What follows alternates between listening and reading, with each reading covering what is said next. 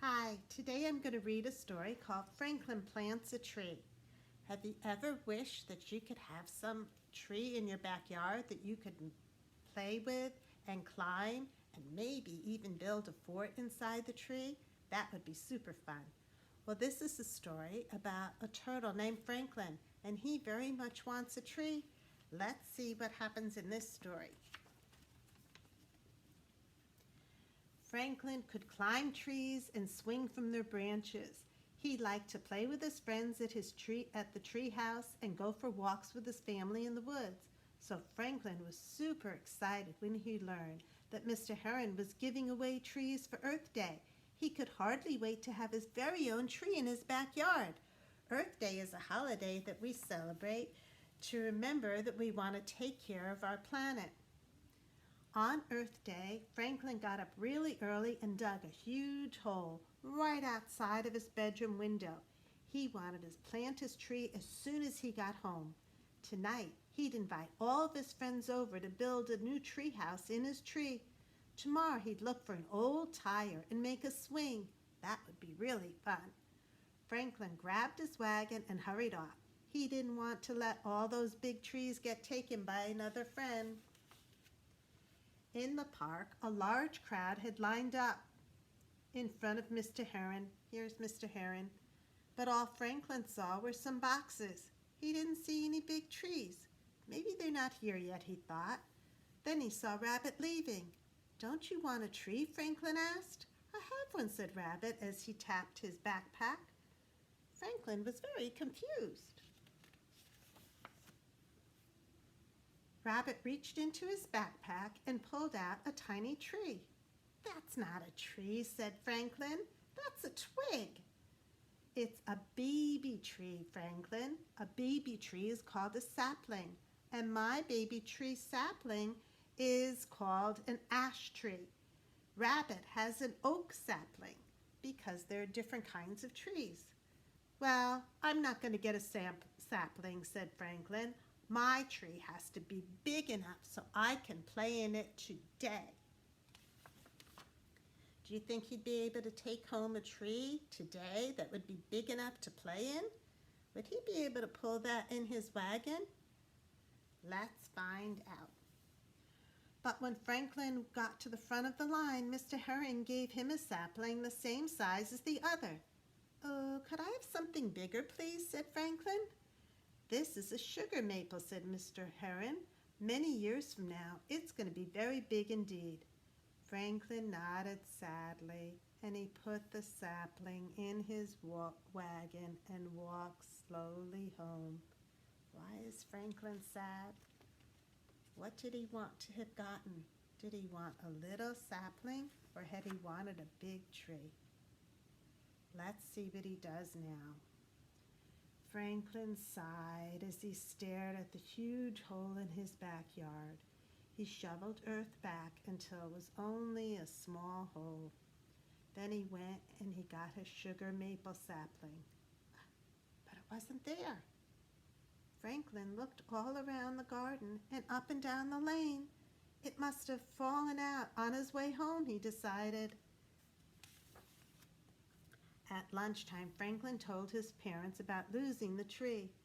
But it doesn't matter, he said. It wasn't big enough. I wouldn't be able to play in it anyway. Big or little, said his father, you promised you were going to take care of it. Franklin slumped down in his seat.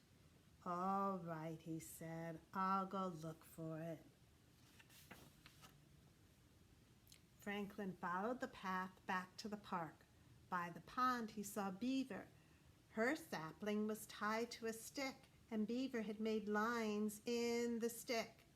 It's a growth chart, said Beaver. In 3 years, 1, 2, 3, in 3 years, this sapling is going to be taller than me. Thought Franklin, and he began to look a little harder. In the meadow, Franklin found Rabbit with a watering can. I've planted my sapling where it can get lots of fresh air and sunshine, explained Rabbit, and I'm going to water it every day. Franklin thought about his sugar maple sapling. If it didn't get sunshine and if it didn't get water, and it didn't get fresh air, it would never be taller than him. Now he began to hurry, looking more carefully. Near the woods, Franklin saw a bear painting a small fence bright red all around his pine tree sapling. "This will protect my pine tree until it's big and strong," Bear explained. "I don't want anyone to be stepping on it by mistake." Franklin thought about someone stepping on his sugar maple sapling. If that happened, it would never grow big and strong, and it would never be taller than him. Franklin told Bear everything that had happened. "I've looked all over," Franklin moaned. "Now what do I do?" "Maybe someone found your tree and gave it back to Mr. Heron," Bear suggested. Franklin cheered up at that, and he went to go and find Mr. Heron. Back at the park, Franklin saw Mr. Heron packing up all the boxes. "How's your sapling doing in its new home?" Mr. Heron asked. "I've lost my tree, Mr. Heron," Franklin replied. "I've looked everywhere, but I can't find it." Mr. Heron reached into the box and lifted out a sapling. Is this it, Franklin?" he said. "Someone found it on the path." "My tree!" cried Franklin. "Thank you, Mr. Heron. I'm going to plant it right away." Mr. Heron smiled. "Why do you think Franklin wants the tree now? When he first got it, it was so little.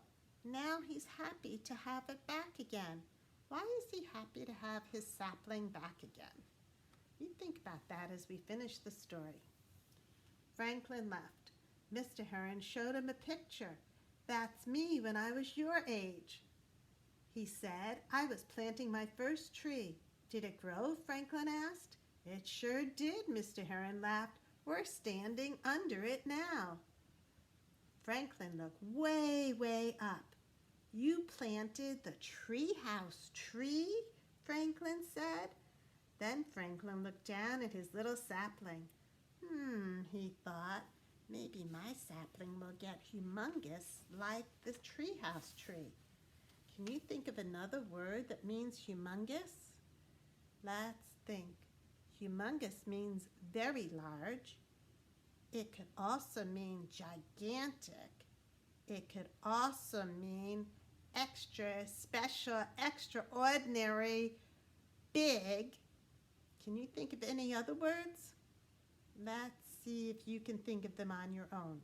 While you think about that, Franklin hurries home with the sapling.